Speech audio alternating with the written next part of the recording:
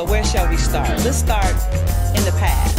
I heard great things. Before I came around, Sue was going around singing background vocals for some of the hottest stars all over the country. Who are some of those?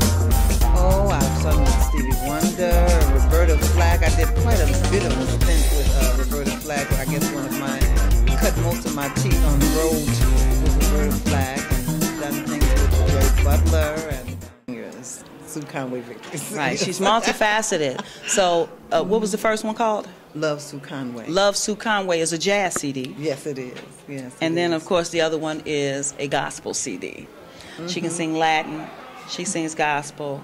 She can sing all of it. She can sing what they are now calling neo soul. Oh yes, neo soul. She invented neo soul. It wasn't called that then. It was called avant garde or whatever, you know. But she's been all over the place. And Sue, you've been in movies.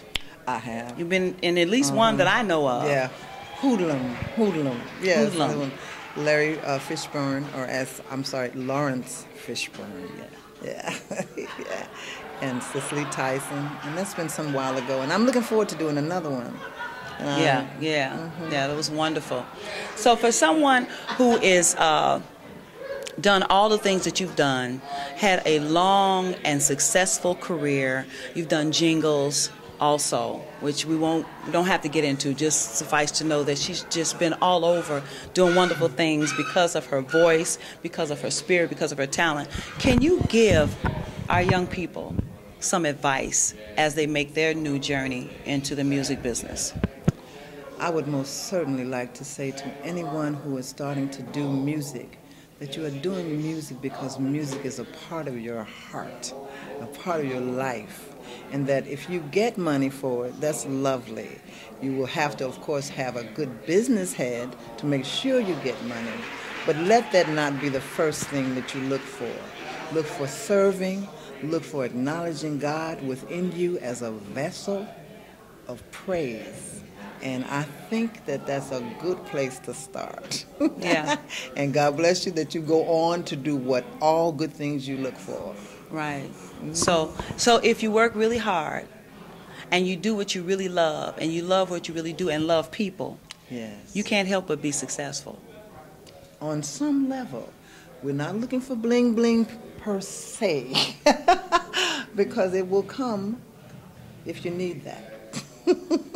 I understand what you mean. If you must have that, it will come because you'll go and get it. Yes. But let that not be your motivation. Exactly. Thank you very much. That's right. That's exactly Ladies right. and gentlemen, Sue Conway, maven of the microphone, as she is so fondly called. We love her dearly, and we look forward to many, many more experiences with Sue Conway as a featured artist. As a matter of fact, maybe she'll come and do the network soon. Yay! I'd be more than happy to.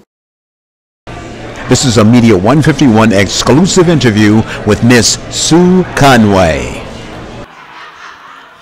Lord, prepare me to be a sanctuary, pure and holy, tried and true, with thanksgiving. I'll be a living sanctuary for you. Go on, get that thing,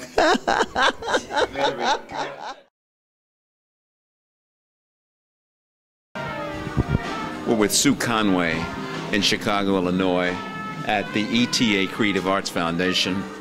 And Sue, I'd like to ask you, who has been the greatest influence on you as an artist?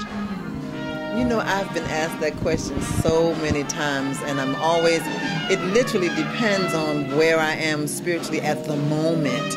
I do know that there are several women who had lower register voices because my voice is low. So I was attracted to tones of Nina Simone and Gladys Knight. Mahalia Jackson was somebody that was played in my house a lot, as well as Nancy Wilson. For a long time I did not sing because I had such a low voice, because everybody that I really listened to that was sort of in my ear, they had real high voices, and I would try to sing with them, and I didn't sound good. But then I found that Nina Simone was singing in my register, and I started to have an expression for myself to be able to sing with her. And so I could say Nina Simone did a great deal to help me develop, as well as Mahalia Jackson. Yeah. She was a very strong force in the music industry. Yeah. What would you consider the golden age of blues, jazz, and R&B in your time? What were the best times for you? For me, I'll tell you, I was always attracted to early jazz. The 20s and the 30s music. It helped to determine who I am as an artist, because I really just love that era of music. Now, I also, the era when they had the, what's it called? Well, they changed their name, but Parliament. Oh, gosh, I went crazy. I went crazy. I thought that was just so much fun. Yeah. And then I was young enough to really get into the groove. Yeah. You know, he's still, George Clinton's still going strong. Absolutely. Blue hair and all. Blue, purple, orange, red. Getting back to the spirituality aspect of music, I noticed when you talk to Joan, you embrace the spirituality. Tonight you reached a lot of people in there, and tell us about the fear that you overcame tonight. I got rid of the fear of scat singing. I have been singing for years, and I've never scat. I've never scatted. I've never skate.